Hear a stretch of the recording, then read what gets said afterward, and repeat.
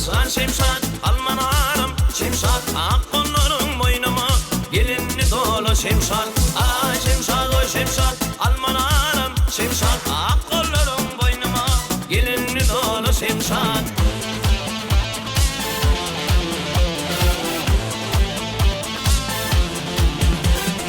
Aşık gördüm şimalın, çıktın bir çülü şimşat, yüzlerin ayemingden, saçın sünmülü şimşat, bağı içinde mingdeyen, açılgan gülü şimşat, kol tutuşup gideyli, ikimiz bile şimşat.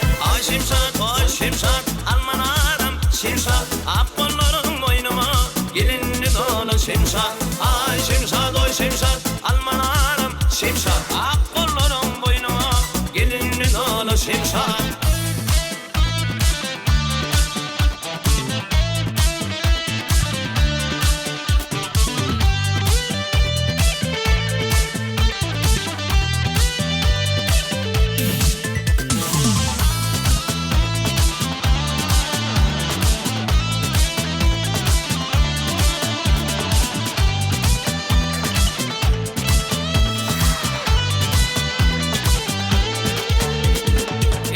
Yaşıl baş kimin gelip köle konmarsın, sen bir yanan şarafın, hirbat bilen sönmersin, bağrında aşal katıdır, hiç beri dönmersin, yağışırsın asmanı, yoksa menden dinlersin.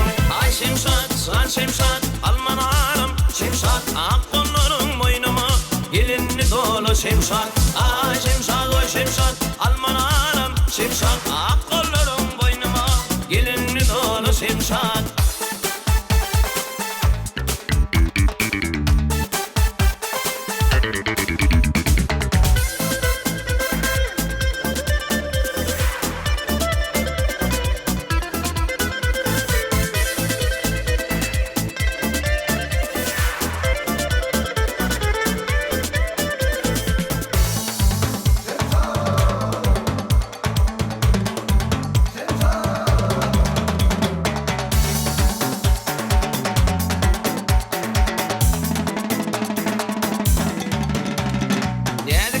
Bilene orasıp girmez hali, hatta şimşadın bayrağına yetmez dünyanın mali.